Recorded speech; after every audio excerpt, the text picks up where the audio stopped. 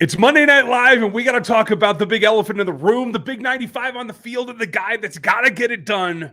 Chris Jones has to come in before anything else can happen. What Dan is saying, 95 coming at you tonight. Welcome to RGR Football. We appreciate you guys being here. Some great questions in the chat already. Mm-hmm. And if you know around here, if you're somebody that's here every week, no matter what, then you already know.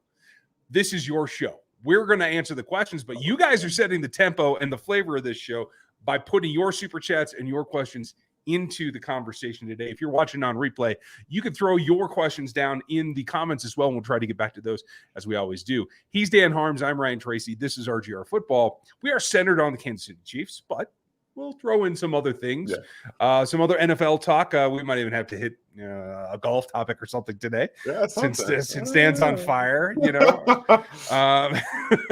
I am not much of a golfer, but I have pals that need me, quote unquote, to get into the sport. So we'll see what happens. I am very focused on football most of the time. So thanks for being here. Make sure you like, sub, and hit that bell. And we're going to get into what you guys want to talk about as soon as we cover the story of the day, and that really is just that. There's just one thing waiting here. They're going to have mandatory minicamp. I don't think Chris Jones is going to be there. And that's okay. We hinted about it last night, and since then, I've gotten probably 20 different questions about what does it mean and why wouldn't he show up and why are we not concerned? And it's just because we've been down this road before.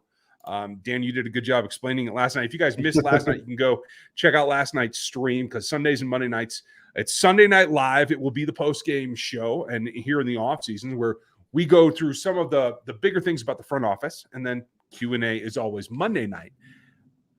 He's done this before. He's had to have an extension before that he did just before coming into camp. And, he didn't attend mandatory minicamp that year. Not something to be concerned with.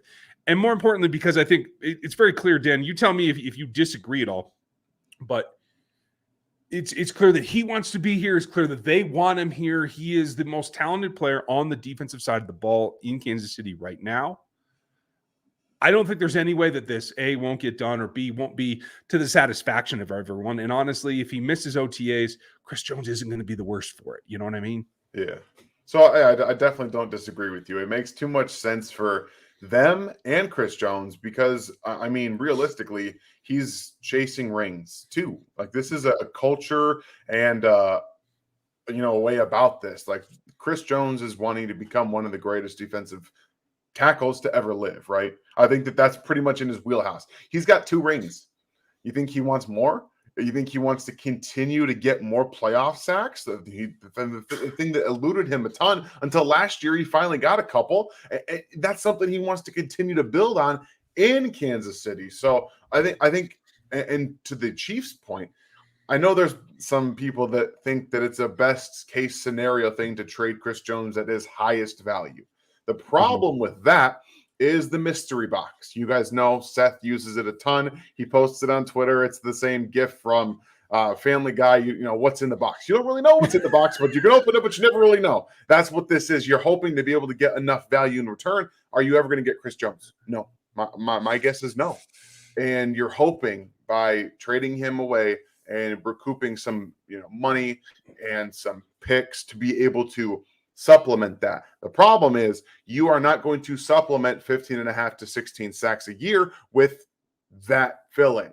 So as much as I understand at the highest point, you try to recoup some value and move on, that's not always going to work. Like, for example, you go over to the Patriots. The reason the Patriots were able to do this with so many players is because their philosophy was getting pressure on the outside and collapsing pockets. They have so many different guys they can rotate in to get pressure. The reason the Chiefs pass rush works is because Chris Jones is a monster and you can facilitate the pass rush around him. So if you take him out, okay, now you have some guys that can kind of rush from the interior, can give you a little bit every now and then, but they're not doing what Chris Jones is doing. They're just not doing it. And that's the big difference here. Yeah, I agree with you. And there's always more than one way to skin a cat. And you can do it however you need to do it. And honestly, I'll give Bill Belichick credit in this way, in that you got to adapt to what you got. That's certainly every season, every roster. And for those of you who have not been on this channel very long, welcome. Make sure you like, sub, and hit that bell. But we say it fairly often. every 53 is different. Yes, this is the Kansas City Chiefs, but it's not every single year it's exactly the same crew. So it varies and it evolves and it changes. So that's what we're talking about here, is like just tweaking back and forth the roster a little bit to get you what you need or to adapt your process to that roster. So I'm with you, real KB. It's not gonna happen. Don't worry about it. Don't skin cats. Thanks, Cole. I will do my best not to, buddy. Yeah.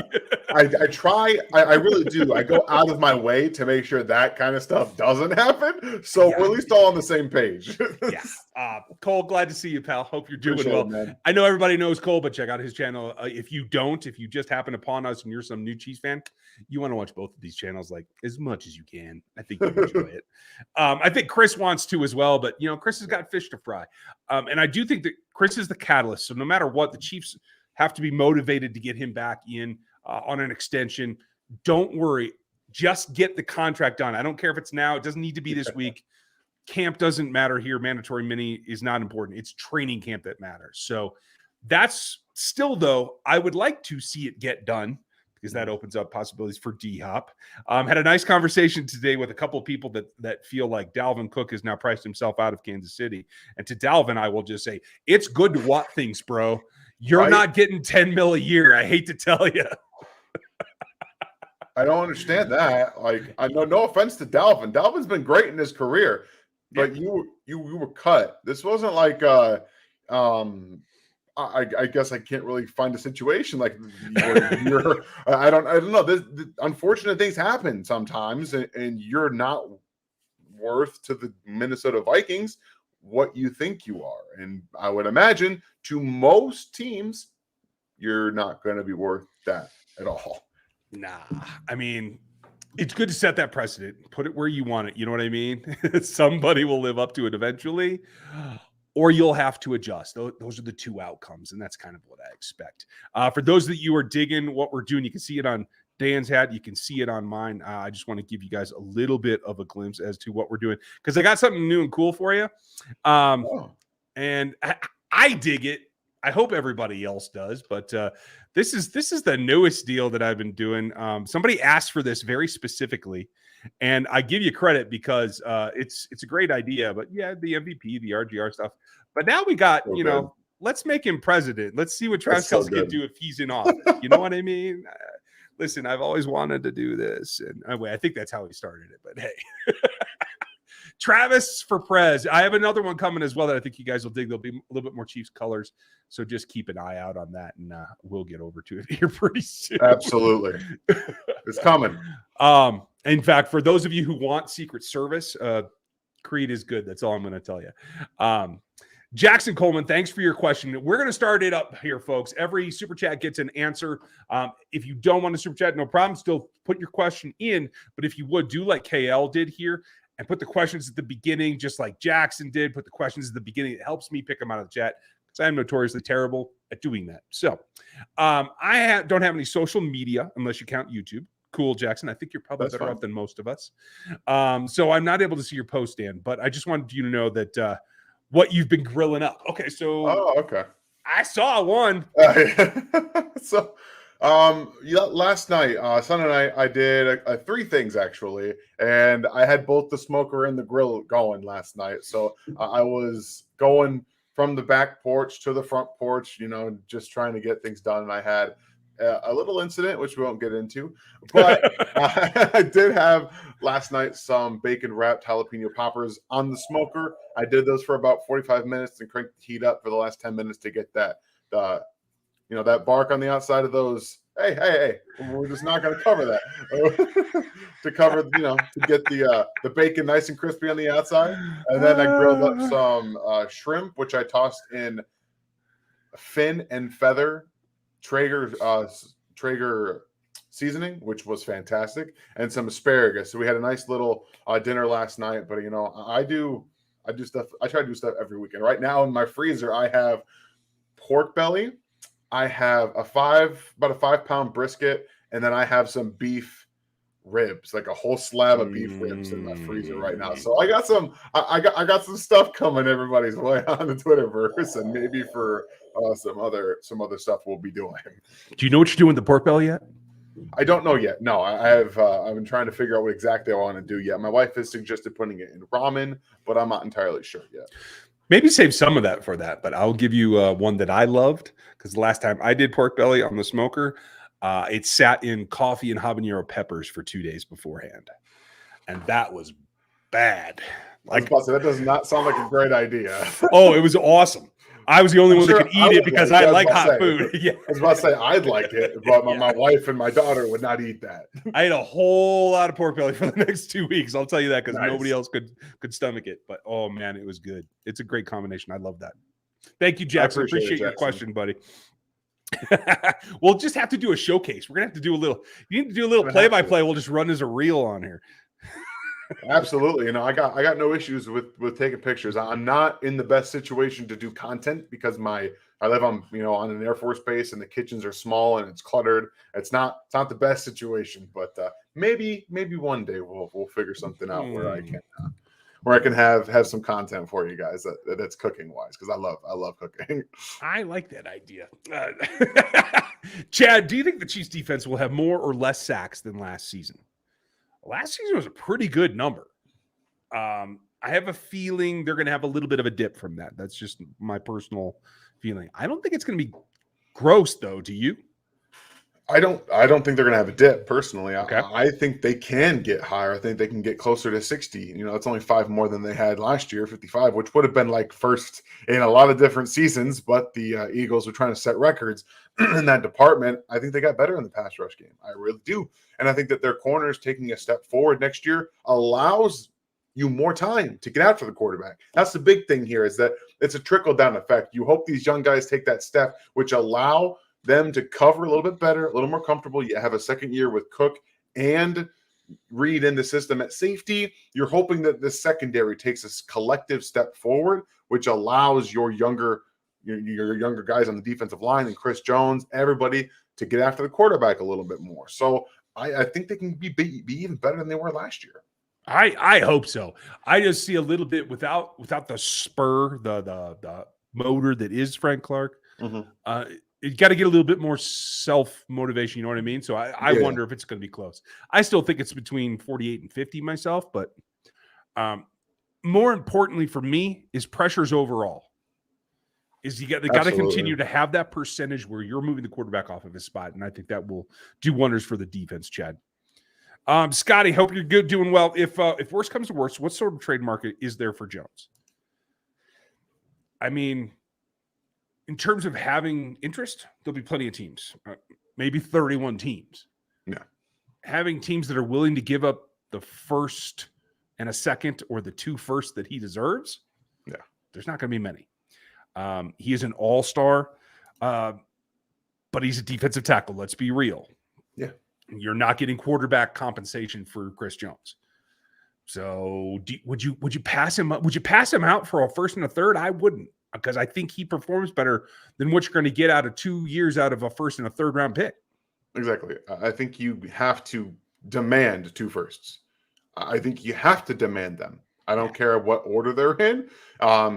But the fact of the matter is that he's probably worth more than that, if we're being completely honest with ourselves. But the contract on top of it is what you also have to consider in these situations. So he's going to also be paid on top of it if it were to happen that he's traded. So you, in my opinion, have to command 2 firsts. Otherwise, I don't think it can get done. Yeah, that's exactly what I would do too. And it would hurt my soul to do it, but yeah, me too. That would be a minimum. Chad, if the Chiefs don't get a deal done with LJ Sneed, what could they get for him in a trade? I mean, I don't think they're going to trade him no matter what. If they can't reach an agreement, they'll let him play out his contract, and I think they'll be tempted to put the franchise tag on him next year. Yeah. I can't say for certain. I need to see that number, and I don't have it off the top of my head. But I do think just because you don't get it here, you can make him prove it. He will prove it.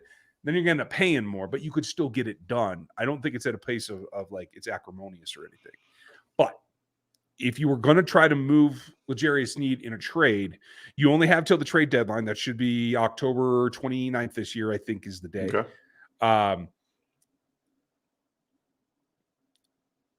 I'm pushing for a top 50 pick. Does it have to be a first rounder?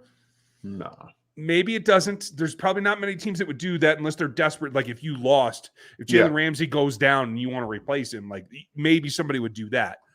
But I'm demanding a top 50 pick. That's just the way that it would be for me. You have to. I don't think you can reasonably expect anything less from the Chiefs. Like that they're right now in the process of continuing to churn out young, excellent talent. And if they are going to continue to do that, they have to have the resources to continue to do that. If they're going to take somebody like L'Jarius Sneed, who's a rising corner in the NFL, you want to be compensated, for that, being able to do so. So a top 50 pick, I think, is where it starts. and from there, I think they may be hard pressed to get that in a third. It wouldn't shock me to try for them third or fourth, something like that. Just another fourth probably, because we've seen them do work with fourth round picks and they identify guys they want to on those early day 3 guys. So that's where it starts, I think. Yeah, because if I'm going to give him up, it would have to be lucrative in a number of ways. Because think about it. If you extend him, that's fine. If you franchise tag him, you still have his services. If you let him go, he's going to be a starter on just about any other team in this league. I can't think of one off the top of my head where he would not be able to break in the top 3 corners. So he's getting you a third round compensatory pick. Yeah. So somewhere between 65 and 50, that's not a big gap. I would be pushing towards the 40s myself. But those are kind of the scenarios that you have to weigh everything against because of what a top corner's value really is in this league. Now, Brett Veach has proven that he's going to pick in early day 3 and he's going to nail those picks. So the Chiefs might be in a little bit more of a squeaky situation because they're a little bit more gambling to turn it over. I don't know. I hope not, but again, that's what you're hoping that doesn't have to come to that, because I think that they're pretty comfortable. And if L'Jarius is starting to command money and they're talking and he's like, I want this, they will say goodbye. They will. Yeah. I mean, if it's 20 million plus again, and we're right back there with another player. I don't think that he's going to push 20 million plus unless he takes this. We're talking legitimate step. Okay. Like shut down corner on the outside and picking the ball off. That's what this is going to come down to. If he's going to get to that, pushing the envelope there. Yeah. I would even venture a guess to get 20 mil. He'd have to be a top 5 guy in terms of turnovers and PBUs. Top 5 in the league to get that kind of absolutely money. But it can't hurt to ask for it, just like Dalvin. You know what I mean? Yeah, right. You never know. Hunter, everybody give Hunter a hand if you would. With the signing of Smith, it feels like Morris is more of a wasted pick, or was a wasted pick, or at least a limited one. What is his ceiling with us? Could he end up beating out Smith and moving Taylor to left? I don't think Taylor wants to move. I don't think the team wants to move Taylor to left unless they absolutely have to. I don't think Wanya has an impact on that. If Donovan were to go down, I think they'd give Wanya an opportunity, at least right now, and leave Juwan there. And as Dan so eloquently put it last night, don't weaken 2 positions at once. Yeah. If there's stumbles there, then you feel like you could switch those guys. Juwan can go over to left. Obviously, Wanya plays right better than he has in the past than left. So you can see that working out as well. And I think that's the advantage of having an athletic right tackle in Juwan Taylor, that you really do feel as long as he can mentally do it, he's physically capable of playing both and flipping pretty easily. So I think that Wanya is a not this year pick, and that's totally okay. Yeah. By playing him at left tackle right now, this early in the process, they might be seeing something. Okay, this is not an unlikely situation where he is your starting left tackle 2 years from now. That's not 2 years, a year from now. Yeah. That's a reasonable expectation if the Chiefs can get that done. Andy Heck is one of the best at doing this. Like he knows talent, he sees it. They drafted him on day 2. It wasn't just because he was there and they didn't have any other options. Like it was because they liked him, and they're still a need at tackle.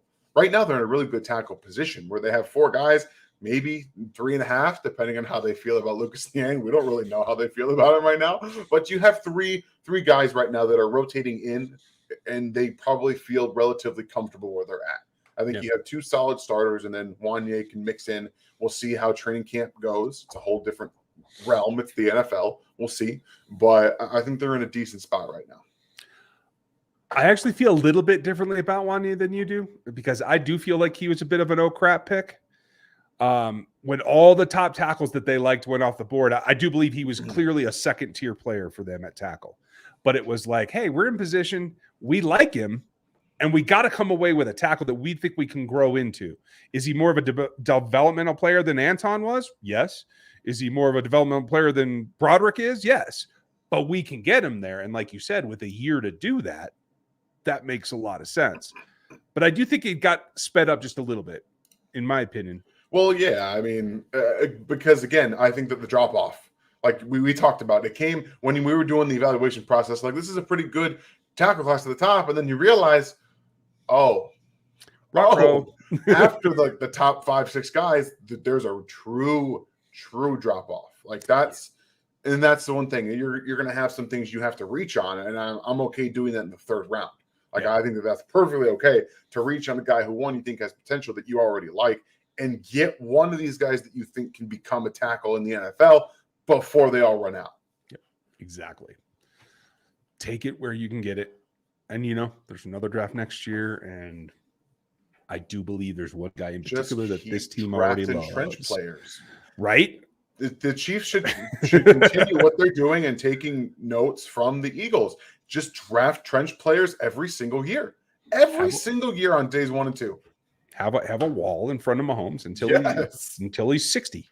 You just can't go wrong. No. Just don't let him get hit, and then you'll never have to worry about having a different quarterback. Oh, Mr. Barrier, nice to see you. Our first ever member on this channel, folks, is John Barrier. Awesome. And if you guys would like to become a member, it gets you bonus videos, fresh takes, real takes, a lot more cussing, at least from me. It also gets you into the Discord where you can hang out with just the RGR Nation folks, Stevie and Keys, everybody that participates, FLDB, our mods, etc. So if you want to do that, just join at the rookie level or above in the memberships. It's down below, Dan. And then when you get to Discord, you can just click on the integrate, and you can add your YouTube account. It'll just connect you up right away. Super easy. John has a good question. Do the Chiefs go after Washington's Chase Young? And when you say go after, I have to qualify the question. I assume you mean trade. Because of the time of year that it is. And I don't think they do that. I think it's a red flag. As much as it's a red flag for the rest of the league that the Chiefs didn't put the 5th year on Clyde, it's an even bigger red flag for a player like Young, who started so hot but has been so injured. I don't think anybody's going to trade for him. Montez Sweat? I don't know. That might be a different story. When Sam Howell comes out and does absolutely nothing, which you'll hear me bitch about tomorrow or Wednesday in the column on NFL 33, I think there could be a fire sale. I don't know. I don't think Sam Howell's going to start. Yeah. I think Jacoby Brissett's going to start. Okay. Look at the way the Browns were competitive with Jacoby Brissett last year. They were kind of good. Yeah. I'm just saying, if you're Washington trying to find ways to save your job, starting Sam Howell is not the way to do that. It's going to be to start Jacoby Brissett. That's a good way. And let's be real. Eric Bieniemy is not letting somebody run this offense that can't do what he wants them to do. Absolutely not. That ain't it. Absolutely not. Oh, man. And we have some friends that are very adamant that Howell's going to be the guy. And I'm trying to disagree with pals, but I hope so. I hope Sam Howell wins the job and just puts everything I said to shame. I hope so. I do. I like Jacoby, though, so I'm rooting for Jacoby. Yeah, I couldn't care less what happens in that situation. John, thank you for the question, though. Did I already ask about the CBS playoff stats question? No, Kale, I don't remember. I don't know, Kale. So come back and hit me later. We're trying to keep up with them all. You guys are way better cooks than me. Thanks, Kev. You haven't eaten anything that we made, but Dan's certainly more cutting edge than me. What's a great cut of steak that's good in flavor and tender? I don't cook a lot, but I'm trying to get more into it. So what's a cut that you like for that? So I've always been a ribeye guy myself. It's just Can't go wrong. got to render the fat properly. If you don't, it's going to be all chewy and it's not going to do a good job for you. But I do it very simple. Lots of salt, pepper. And then I get in the pan with some mush, not mush, some pressed garlic, some rosemary, olive oil, and butter. And it's just, depending on the thickness, get that pan hot. You sear it 2.5 minutes aside. Baste it in that butter, let it rest, dump everything on it from the pan. You just let it rest for like 5-10 minutes afterward. Like it's super simple. It's super easy. It's delicious. But the ribeye is my thing and my wife's favorite because of the fat. I've been going more towards New York strip or Kansas City strip because they have less fat for my own personal health benefits. I've been there probably a decade longer than you. I do the same thing. And because of that, I like a hanger steak. That's one of the ones they're really good. Just never tried one. And they don't, obviously they don't have the fat content, so you got to be a little careful. I don't pull any moisture out of them. I don't salt them until they come off the flame. Okay. So I just go heavy pepper, garlic, and I tend to always grill beef. I don't. I've done the whole basting thing, and I've been that, and I'm a pain in the butt, and I get stuff everywhere. So I grill beef. I'll do that with pork. If you're brave enough to try to cut a tri-tip properly, you got to learn how to cut against the grain. There are videos out there that help you identify how to do that. But I like to get a nice tri-tip roast, 1.5-ish pounds, smoke it for an hour, reverse sear it, cut it, some chimichurri. What's reverse sear for people who don't know? Reverse sear is when you smoke it for an hour. You don't sear it first. So what you do is you cook it low temperature first, however long you're going to do that, and then you put it on a hot pan afterwards. And then I do a little bit of basting and stuff like that. So like 2 minutes aside to get that crust. That's what you're looking for. You're looking for the crust, and that's what you want for the reverse sear. It really just kind of brightens everything up, and it's delicious. Folks, say hello to my friend Avery. I miss Avery. She seems to be in a good mood right now. So that's I'll good. take You're catching her on a great time. She likes the crust as well. I do something very, very similar. When I can't grill, like in the dead of winter, because I have a ceramic grill, I generally will sous vide first. I do it with salmon. I do it with beef. I do it with anything. I'll get crab legs and sous vide those. And then you can just take them out and get that quick crust on it. I'll usually go olive oil for that, even with beef, just to get it quick. Yeah. But if you can't get a hanger and you can't get a ribeye, or you don't want to spend the money on the ribeye, I like a flank. You can do a lot with it, especially if you want to do like a chimichurri style deal where you slice it real thin. That's super good. And you can always go buy a roast and cut it down. In fact, my recommendation, if you're somebody that likes, say, tenderloin, go buy it at Costco and cut it down yourself. It'll be expensive up front. Freezer. Yeah, you'll save money in the long run. So there you go, Kev. It's a great tip. There's always those top sirloin roasts. You can find them even at Walmart where they have the roasts. You cut them yourself to the right thickness you want, and just save money that way. I do that with salmon. I get the bigger slices of salmon. I portion it myself and I put it in the freezer. That's exactly what I do. Invest in a food saver. It's money. And that's how I marinate and put one bag in a sous vide all at once with not having to touch anything else. It's awesome. Now over here we're turning into we're taking way too long. So next on RGR Craft, Dan goes to the grill. Jason, thanks for your question, and thank you, Kev. Let us know how it comes out. What do you think about the breakout star on both sides of the ball? We looked at this last night a little bit, and like you got to define breakout. So like, is it going to be a rookie sensation or somebody that's been moving along and is going to make that next big step? I kind of lean towards the latter. How do you feel like when you think about breakout? Like breakout for me is somebody that, is going to take that big step. Like that's just what it is. When somebody breaks out, they finally do something you've been looking for them to do. And they take that where national media notices them, notices who they are. They're in front of everybody, and they're not just kind of making plays here and there. They're doing it every week, week in and week out. Like that's what that is.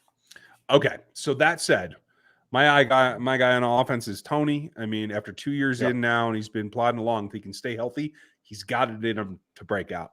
On defense, the guy that I'm really looking for is Turk Wharton. I want him to come back healthy, and if he does, I think he could be a pass rush guy. He's going to have Keandre Coburn breathing down his neck, so I like the motivation there too. I'm just gonna go back to the well, guys, and just chalk it up for me. Jody Fortson is going to take a breakout step this year. I really think that he's going to be a huge, impactful part of this offense, and I really do think that his size will help them continue to score touchdowns in the red zone. I think he could have close to 8 touchdowns this year if he stays healthy. I really believe that. On the defensive side, again, we're just going chalk here. Trent McDuffie is going to take that step forward and really become a guy who's not just going to get his hands on balls that just kind of like fall off of them into different directions. He's going to turn those into interceptions, and he's going to get more hands-on football, period, than he did last year. He's more comfortable. His footwork got better last year, and yes, that's exactly what I said. No, I'm laughing at this one. Oh, I mean, I watch enough TV shows that it could be. I tell you what, I'm watching Barbecue Showdown on Netflix right now. Oh, my gosh. You have not watched it?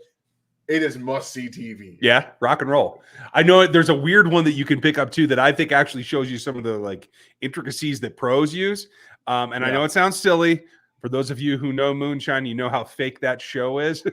But there's a spin-off of it that is a barbecue and moonshine competition that I think actually does demonstrate a little bit some good techniques in there. So check that out. And Night Hunter, you nailed it. For Father's Day, my wife is throwing me a little thing that's going to include some Maryland crab cakes and a nice cut of beef, and we are doing surf and turf. So check the social media, and we'll try to bring it on here on one of those too. I don't know if I'm going to be able to move for the Sunday night stream that night. We'll have to be careful there. Whew, could hurt. Let's see. I'm sorry, we answered that. Nightbot, and thank you, FLB, for throwing this in. Get that full Discord experience that you can be with your people, Rogue Nation members here on the channel. That's how you can get there. Just go ahead and hit the join button. It's right below us. Dwayne, hope you're well. Could I be wrong, or could this be the best overall team Pat has had around him? Man, there's potential there. Like, I would argue the secondary was better last season than in 19 when they won it. Mm-hmm. Pass rush, I don't think was quite as much. Probably. Is the running game better now or before? What do you think? I think it was better before. Yeah. Okay. So I think it's arguable, Dwayne. I personally would lean towards no. I think 19 overall was probably still better than this roster will be, or last year's was. So I'll lean really hard into the word could, because that's what this is about, right? It's about the potential of this team right now. This is June, and that's what we have to work with. I'm going to lean hard. Take it literally, dude. Way to take it literally. So yes, this absolutely could be the best team that Patrick Mahomes has ever had. I think last year was the best the pass rush has ever been with Patrick Mahomes as the quarterback. I fully believe it based off the video that I did last week. You guys can go back and see how we broke down the pass rush rejuvenation, everything they're doing, what Joe Cullen means to this defense is more important than I think we expected last offseason. It was incredible what they did, and he was a big focal point of that, and it allows Spags to do what he wants to do, and that's coach up the corners and the safeties. They were great down the stretch last year, and they were doing it all together. So it's a really nice combination of two excellent defensive minds coming and breaking it all together and doing a great job of that. So I think that this team could be the best that we've seen with Patrick Mahomes under center. Okay. All right. I'm going to go with it. Miss Brenda, welcome. Miss Holly, welcome. Glad to see you guys back. Somebody throw some pillows under Dan in case he leans too far. I like that one. I do. I'm a leaner when I talk, guys. I do it a lot. Let's see what Tyler has. Hope you're doing well, buddy. My favorite picks from last year, McDuffie and Chenal, only missed 6 games, and the other isn't seeing the field. Tell me it will be okay with both of them. Well, I did just tell you that McDuffie's my breakout candidate. So at least on that point, I think we got you covered. And I will say this. I think Leo came around. I think he was in better position. I think he understood what he was seeing more as the season went on.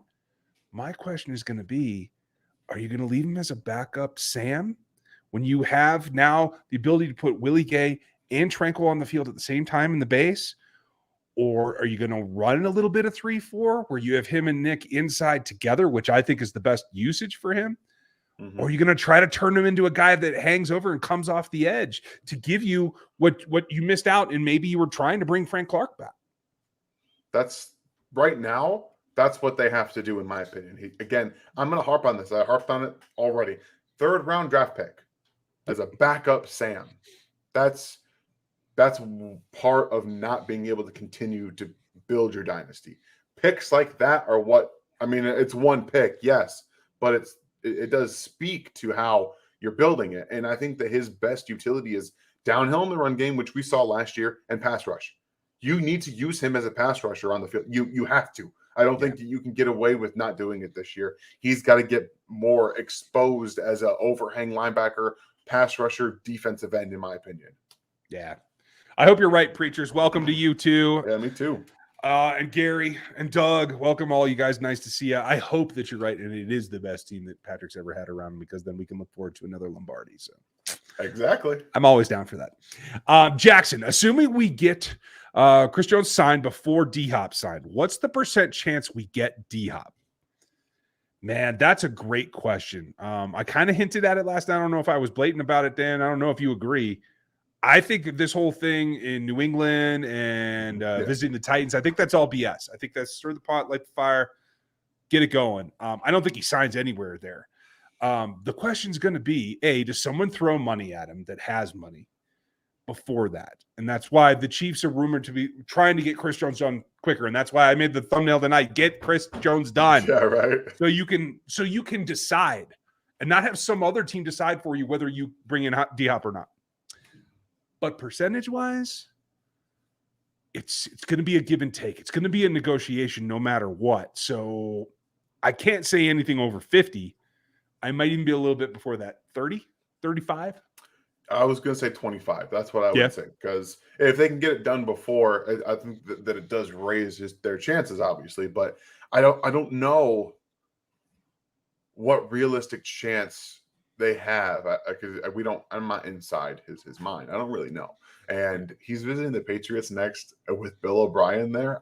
Maybe that's just to kind of throw it in his face. I don't know. Or to make him pander to D-Hop, because after what he did to him, like, maybe that's what this is all about, to have him pander, because otherwise I don't see him playing for Bill O'Brien again.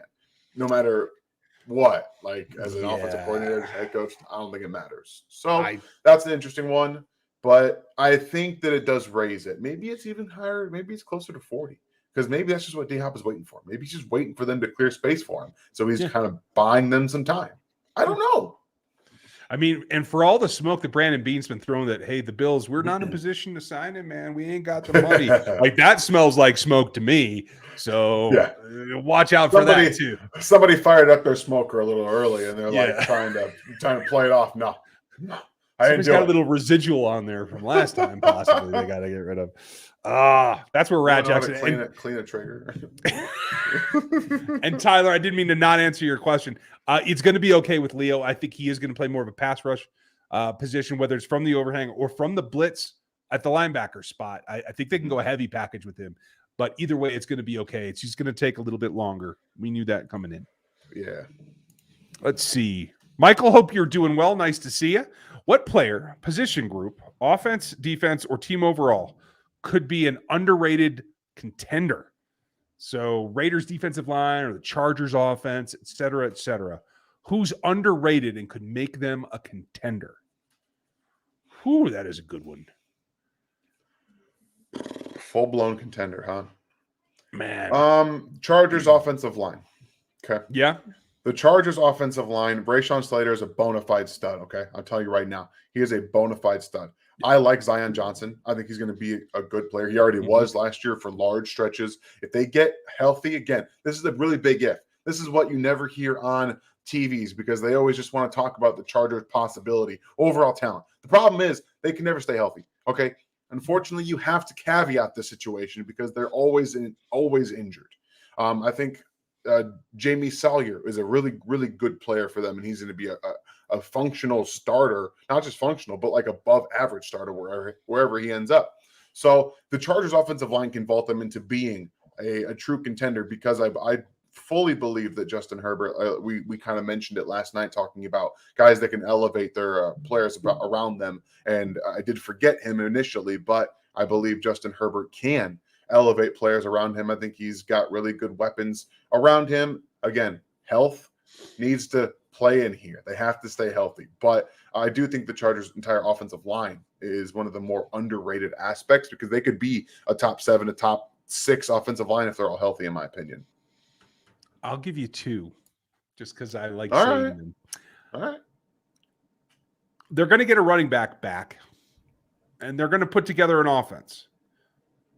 It's the defense of the New York Jets that's going to get them into playoff contention and make them somebody that could win any given Sunday if they figure X or Z out and they put a few points up.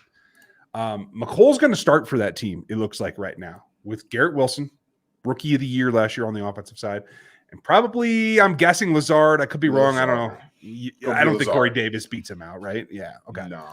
Is that enough firepower? Even for Aaron, I don't think so. They did go. Who did they bring in? Kid that I like, Uzama, the tight end.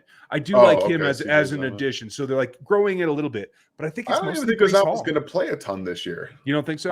I think Rucker's going to be the guy that takes over that job. So. I like Rucker. I loved Rucker coming out of Ohio State last year. I loved it. But Uzama, I do think he has potential. Whoever beats him out, I just don't think any of that is enough. They're going to have to run the ball with Breece Hall, and he's going to have to stay healthy. It's the defense that could get him there. And the other guy that I'm going to give you is a long shot because I've been looking at second-year quarterbacks the last day or two. Everybody wants to count out Brock Purdy. Like, what else does he have to show you other than he's got to recover from his injury? I mean, the proof's in the pudding. If Shanahan can adapt to everybody else, why can't he adapt more to Purdy? I think he could put them right back in it because I think he has the potential to be better than Garoppolo by a long shot. I absolutely do not. Okay. I think he is Jimmy Garoppolo. I think that's pretty much what we saw. Maybe a little bit more rushing upside, but other than that, I don't believe in him. I don't believe it. Okay. Fair enough. We'll see what happens about bye week. We'll see where we're at. We'll revisit that board bet. How's that? Plus or minus, are they over 500, Dan?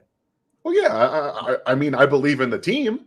I don't believe Brock Purdy is the guy that's going to make them a contender, get them to a Super Bowl. Okay. I don't know. I mean, I won't say he can't because Garoppolo did it. Garoppolo did it. I don't think he's the guy that wins the Super Bowl. That's what I'll say. Hold on. I'm going backwards. Wait. I'm not going backwards. I have to reevaluate things as they come into my head. Okay, gotcha. Travis Kelce's slogan is now, "You got to fight for your right to party." Yeah, I should put that on there, but the Beastie Boys will have my lunch. So, I don't think I can do that. Yeah, we can't do that. He can say what he wants. Right? Quinn, hope you're good. What do you guys think of Richie James' role will be? Thinking we're not talking enough about him. Also, since it's the offseason, what's your favorite Chiefs uni preference? Oh, unis. I like that. I wish they got some new ones. I just want an alternate. It doesn't have to be new. I just want an alternate. Honestly, I want to see them go to just like a flat black with some red and gold accents, and like any given Sunday, how everything was dark and black. Like that's what I want. I get it. I'd like to see like a darker red. Like they come out with their bright reds all the time, but maybe to go a shade darker for an alternate uniform with some black accents. But Richie James, I don't know. Because there's a lot of guys on this roster that are vying for like a return role, which I think people thought he was going to be kind of pegged for. Mm-hmm. But Remigio is standing out right now in the process. People have talked about Deneric Prince as a possible returner. I don't think it's quite there. But Richie James is an extremely reliable player. He's going to be, I think he might be like a third down weapon. Maybe he doesn't start a ton. Maybe he doesn't play a ton. He could absolutely be. I think we had a little drop out from Dan there, but I will say this. I think he could be like a break glass in case of emergency returner. And I think Smith-Marset could be the 7th receiver. And I do think when they decided to go away from the fullback, 7 receivers could be in the mix this year. I hope so. And I hope that I'm back because for whatever reason, it just drops me out at random times during the show. That's frustrating. Sorry. It's frustrating. Let's just blame me. It's fine. It's not you. Oh, it's not you. It's my internet provider. How dang I want fiber. Give me fiber. Don't even start with me. I will never have fiber in my life as long as I live on this mountain. I will tell you that. I'll never have it in Knob Noster, Missouri. Hey, at least it's flat enough you can run fiber cable there. I think Richie James was a good acquisition as well. I think Smith-Marsette, I agree, he's being not talked about enough. I think that's because of the excitement about Richie. And I do still, I said it yesterday, and I don't think Dan agreed with me. I think several people commented today. I still like Justin Watson to take a bigger chunk of this offense. I don't think they would have given the contract they gave him and that much money if they didn't feel that they could feed him more. And maybe that's coloring my whole interpretation of this, but that's kind of the way that I'm going towards it. So yeah, I feel the same way as you do. Okay. So D-Hop changes that if it were to happen. That would definitely change that scenario. But for now, that's kind of where it is. Let's see. Night Hunter, do we need to send around a case of the bomb sauce? I have had that once, but yeah, hey. So the P.O. box is here in Conifer, Colorado. Feel free. Will reporters be able to attend OTAs? The beat reporters that are already previously credentialed can attend one day. I think they got Thursday last week was the day that they were in there. Basically, the day that the Chiefs do pressers is the day that the beat reporters are there. Now, mandatory minicamp, I believe, is 2 of the 3 days. I could be wrong. They did change a couple of the media credential issues this year. So, we'll find out here. I know Matt's going to be there day 1. So, I'll have an update for you after that. Mikey, you guys kick butt. I appreciate that. Keep it up. You guys are getting me through the offseason. Thank you. The offseason's, yeah, we appreciate that. It's always a grind to get through the offseason, buddy, for us. Always. Michael, I never saw the Eagle not convert their QB sneak. Do you see us trying to replicate with someone other than PM to find a way to stop it? Will be copied by other teams this year, too. I do think it will be copied until they outlaw it, yes.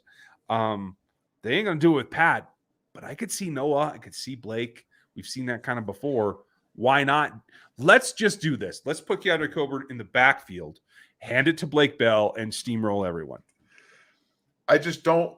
I think that the big thing is that Patrick would have to come off the field, personally.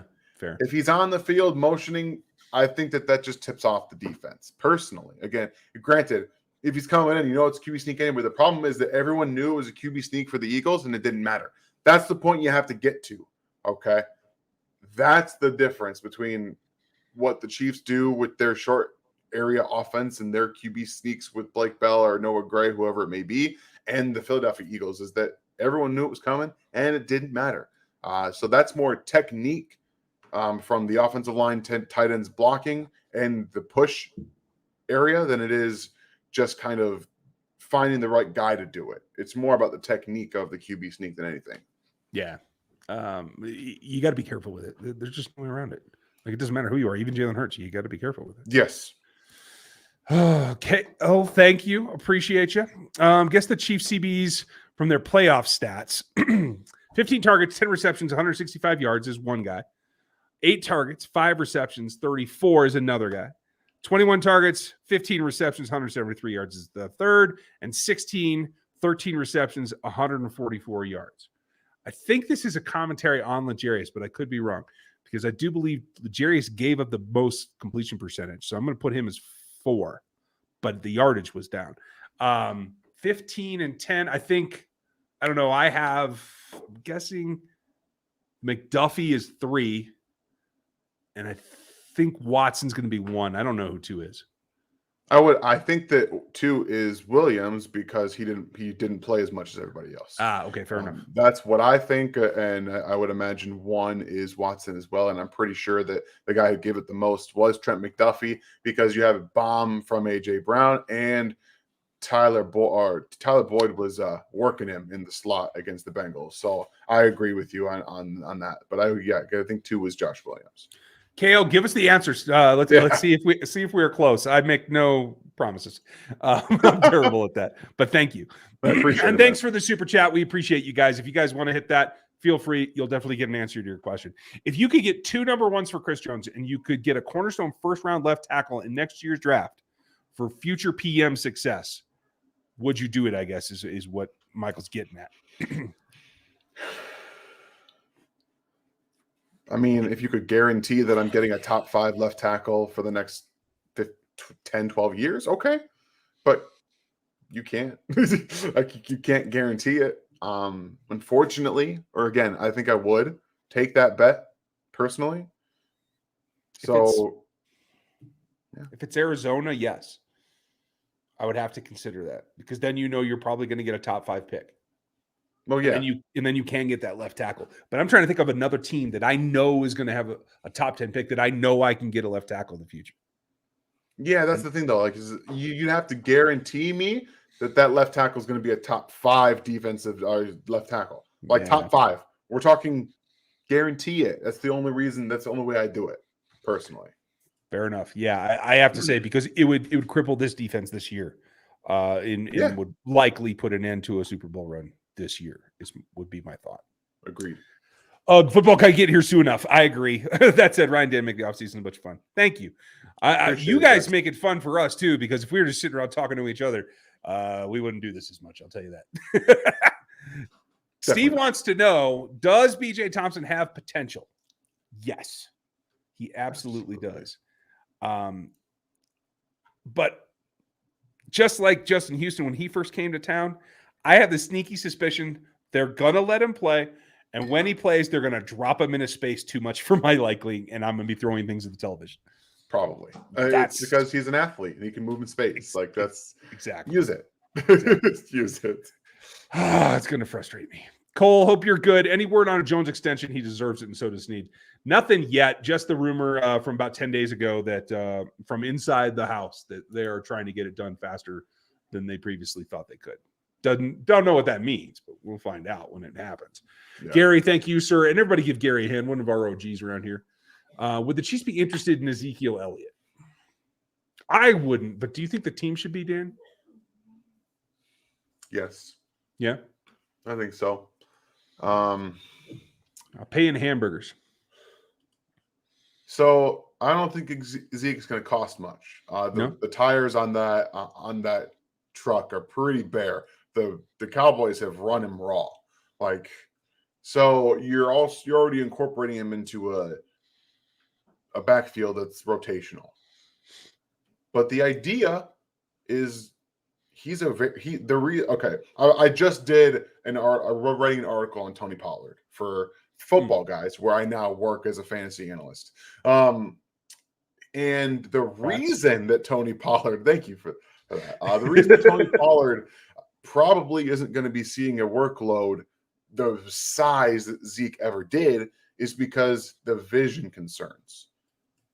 He does not have the same vision as Ezekiel Elliott. His between the tackles vision is exceptional, even for a guy who didn't have as much wiggle last year as he used to have.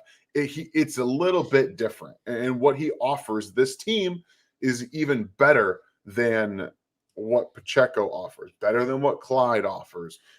It's different than McKinnon. McKinnon doesn't necessarily have that between the guard vision either. He doesn't necessarily have it. He's shiftier than the guys that they have. But I think that Zeke would bring that tough running inside the goal line, inside the 10, inside the 20, be able to grind out 5-10 yards, but do it because of his vision. He's also an excellent pass protector. That's something else that you can always look at. So I'd say yes, depending on the price, because what he brings is still valuable in this rotational backfield. You're not asking him to be a one. Okay. Fair enough. I'm just reluctant. KL, thank you again for the super chat. Watson, Williams, McDuffie, Sneed. Spot on. Okay, so we got it right. Well done, Dan. Look at that. That was a group effort, and I like it. Nice. First Chiefs needed to get that one right. Awesome. It surprised me when I looked at those personally. Yeah, it's tough, right? It's a little anti or counterintuitive is what I meant to say, not anti. I'm very just going to pat ourselves on the back. We're the first in the Chiefs media that KL has asked that got it right. So, I'm pretty happy about that. I'm just going to say. Rock and roll. I like it.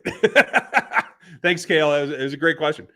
Jackson, is there any semi-likely scenario where Wanya could be left tackle in the future? It certainly is within the realm of possibilities. One of the outcomes that could happen. We just got to see where he progresses. He did make a leap from Tennessee to Oklahoma with some better coaching, in my opinion. Sorry, Tennessee O-line fans, but I think that helped, and I think there's more of a leap in him. So, what's your rib rub there, buddy?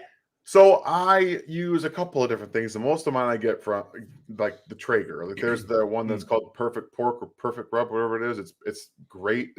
But you can also just do very, very simple salt, pepper, garlic powder, and some brown sugar. That's really good too because I do sweet ribs. I have not broken into anything else right now. My wife prefers the sweet rib, and that's where we stick.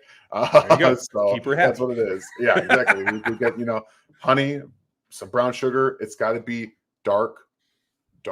I have my mother who lives in Michigan. They have an Amish store that's like the darkest brown sugar that I've ever seen in my life. She sends it to me. That's what I use along with some butter, and I wrap it, and you know that's what I do. But that's awesome.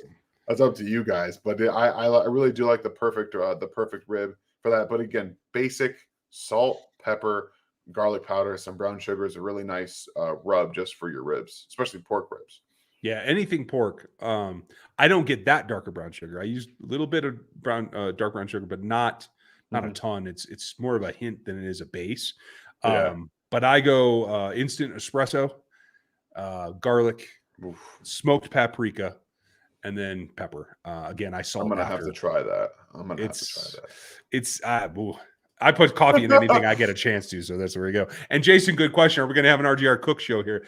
Eventually, we might have to put some things over on RGR Craft, the beer channel. If you guys haven't subbed to that, go get subbed to RGR Craft. I usually talk about beer and whiskey. In fact, there's a review up there from, I want to say January or February, of KC's Regal sherried whiskey that's made in KC on an old German still. You guys should check that out. But yeah, we might start posting some foodie type things to the craft channel. That's we might have food, to. right? Like, why not? I literally, I'm the chef in the house. I cook every day. So Me too. This is what I do.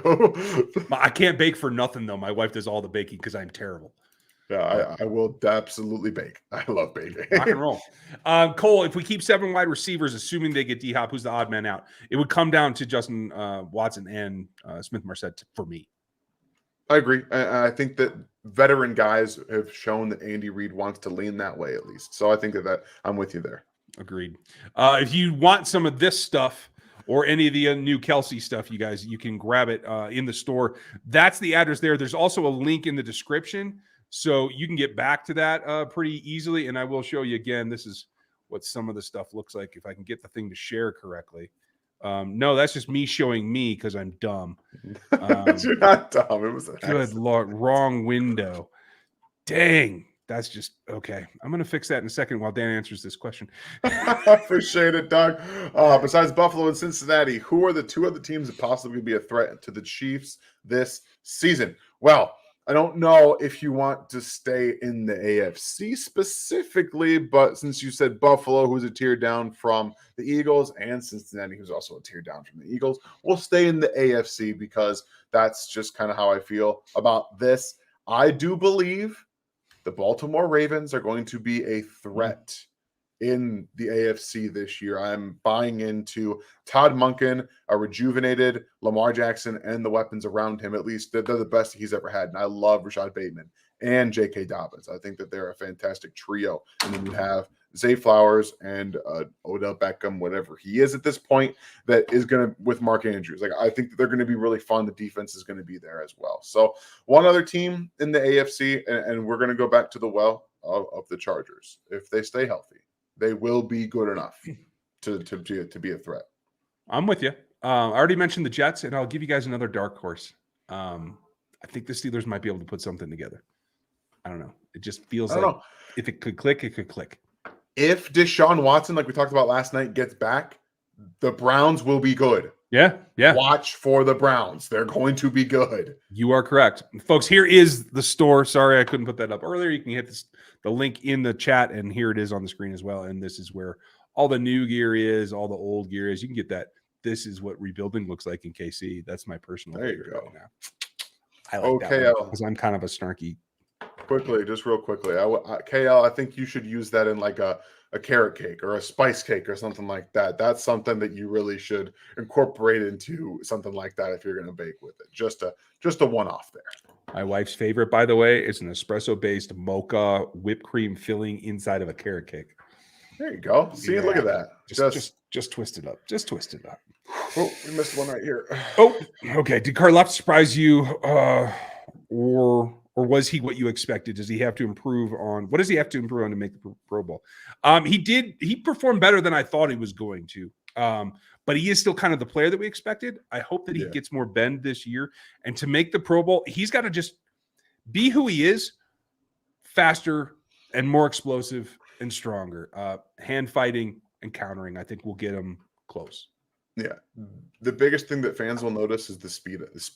If you can get to the quarterback a little bit faster than you did last year, fans will notice, they'll vote for you. That's really what matters. Fan vote is what gets you into the Pro Bowl. If fans start seeing you close on the quarterback a little bit quicker and start to be up there with, Chris Jones collapsing on quarterbacks, he'll get in there. But I think he was closer to the player I expected him to be than anything else.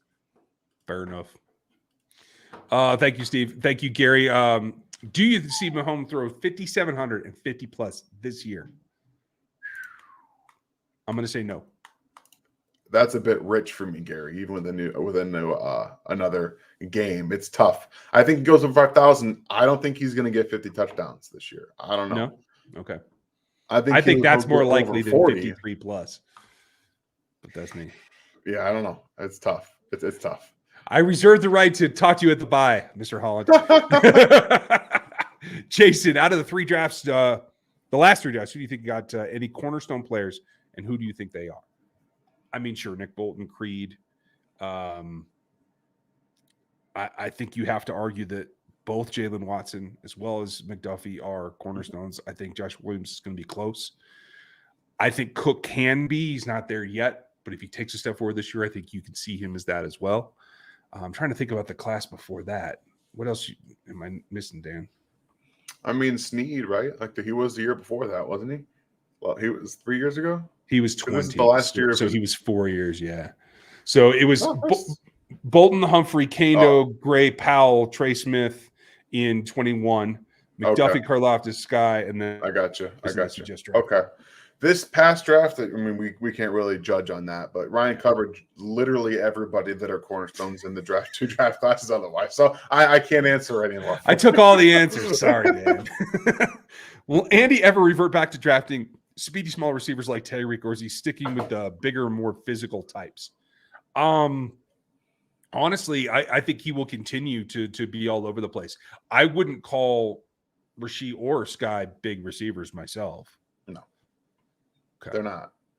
Rasheed's a 6 foot receiver. He plays big, and that's what you're looking for, guys that play bigger. Sky plays bigger than he is, but he's 5'9", 5'10". Like he's not big. Size wise, they're both over 200, 210 pounds. I think if that's what you're asking. Yeah, like thick armor wise, yeah, for sure. I like. Yeah, I mean, I don't know if you're going to see the McCole Hardman be drafted much anymore. Agreed. Raz Grizz, hope you're good. Is there a chance that one of our DBs knocks Watson or Williams out of the starter role? I don't think so, but the DB room is big, and I'm hearing a lot from some of the rookies. No, there's no one that's going to push Watson or Williams out, in my opinion. Nope, not even a little bit. Dan might be frozen. They are in. I think Nick Jones. How am I still frozen? I don't know. Sorry. Watson, Williams. And is there anybody in this rookie class that you think can bump him out?